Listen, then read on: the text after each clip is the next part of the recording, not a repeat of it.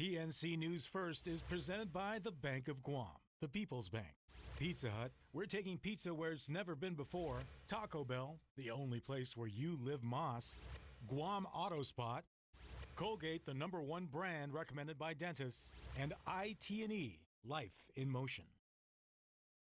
Live from the Broadcast Center, Akata, Tumon, Guam. Broadcasting in Guam and Saipan.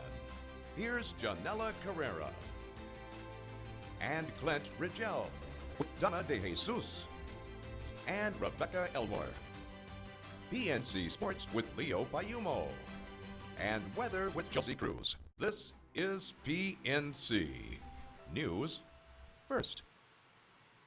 Hafare and good evening. You're watching PNC's News First, live from the Broadcast Center at Akanta.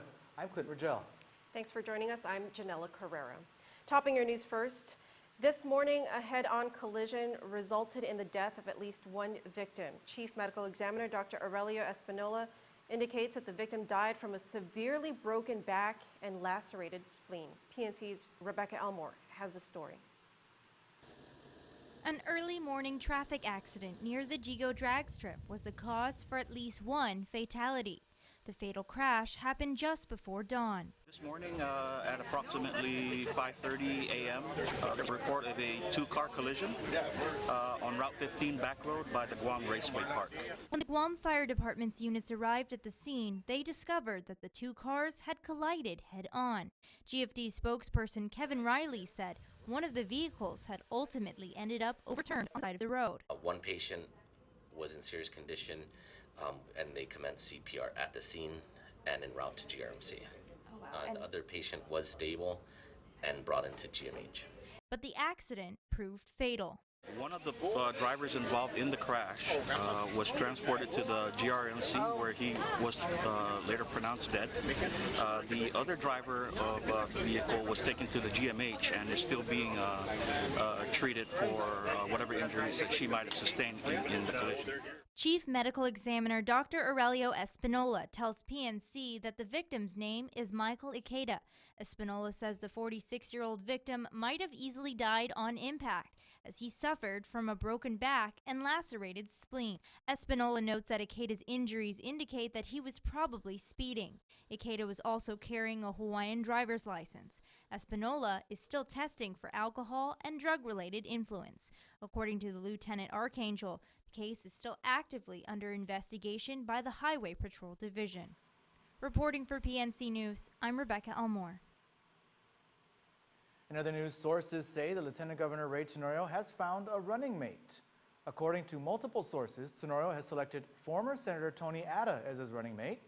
There have been stickers showing up saying BOTA 2018 with the letters T and A highlighted in red, which sources say stands for Tenorio and Atta. However, PNC reached out to the Republican Party Chairman Victor Cruz, who could not confirm nor deny whether or not Tenorio and Atta were in fact running for governor and lieutenant governor. Instead, in response to our questions, Cruz issued the following statement that reads, quote, "BOTA is the Chamorro word for vote, and as the Republican Party of Guam, we constantly want to encourage our residents to let their voices be heard by casting a vote in the 2018 election or to use the next year to register to vote, and then BOTA." End quote. So far, the first and only team to announce their intentions to run for governor and lieutenant governor is the team of Lou Leon Guerrero and Joshua Tenorio. Former Governor Carl Gutierrez has announced his intentions to run, as has Senator Frank Uggan Jr. However, neither Gutierrez nor Uggan have running mates yet. Also news first, the Guam Regional Medical City says billing Take Care patients is a last resort for them, and the insurance agency's unwillingness to negotiate a fair deal has forced their hand in the matter. Meanwhile, no word yet from Take Care Insurance on whether they're willing to come back to the table. If you are a commercial member, please press 1. For all other inquiries, please press 2. Eric Plinsky is the Director of Corporate Affairs for GRMC, and he tells us about failed negotiations between the hospital and Take Care Insurance Agency. Plinsky says they began talks with Take Care when they first opened their doors in 2015, but because GRMC was not yet accredited at the time with the Joint Commission and the Centers for Medicare and Medicaid, they said we can't do anything with you. But anyway, we went and got all that. We got both actually on January 8th, 2016. So, we produced the that didn't get very far. The real issue, I think, then and all along has been they felt we're too pricey, we're too expensive. That probably would hold some weight if not every other health plan in Guam and most off-island have contracted with us feeling that the negotiated rates we offered were reasonable.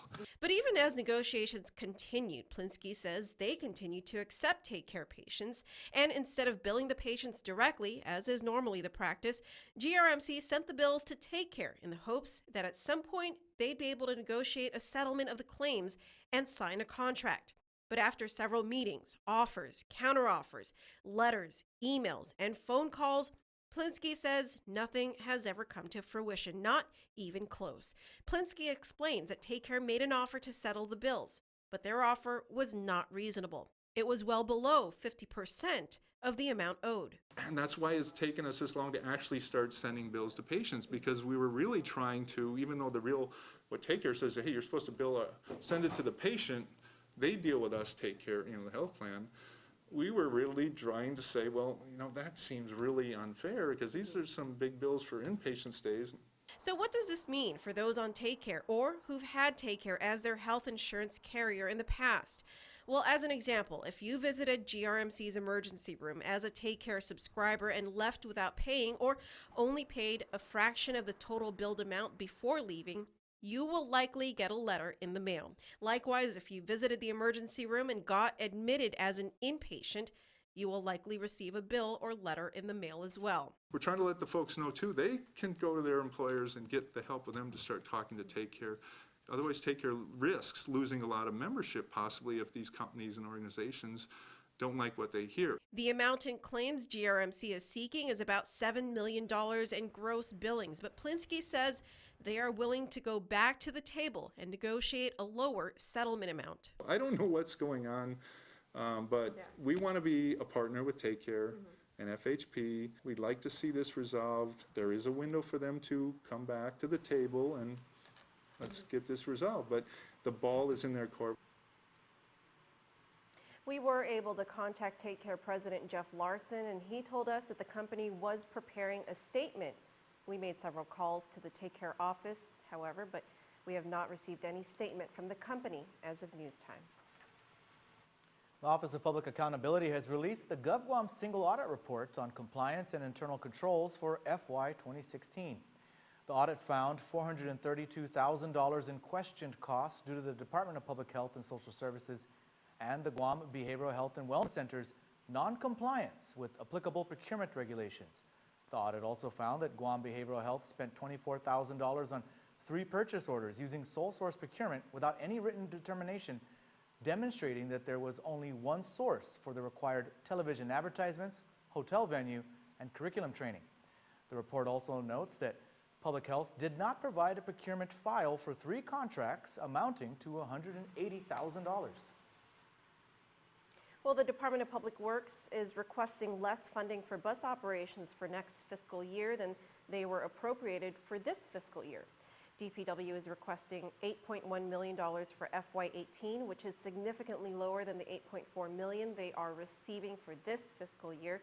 In fact, DPW is requesting an overall budget that is lower than this year's budget. During their budget hearing today, DPW requested $17.4 million for FY18, which is significantly lower than the $19.1 million that they are currently receiving. And by the way, that hearing was yesterday. Speaker B.J. Cruz commended DPW for reducing their budget. The military and local authorities will both be working together to step up security at the Northwest Field on Andersen Air Force Base due to a rash of recent fence-cutting incidents. According to a release from Andersen's 36th Wing Public Affairs Office, there have been 6 fence-cutting incidents in the last 2 weeks. Although the release does not state why the fences were cut, the Northwest Field is known as a place that is frequented by deer poachers. In fact, the release does note that the increased security measures include newly installed cameras near poaching areas. They will also increase patrols with the military working dog unit as well. The 36th Wing also reports that there have been 3 small brush fires both inside and outside the fencing area near Retidian and the main gate. Trespassing on federal property is a federal offense, and violators can be sentenced up to 6 months in prison and fined up to $5,000. The release states that Anyone apprehended for damaging or trespassing on military installation, fencing, or other federal property will be released to the local authorities. All right, we'll stay right there. We have more News First coming up right after this.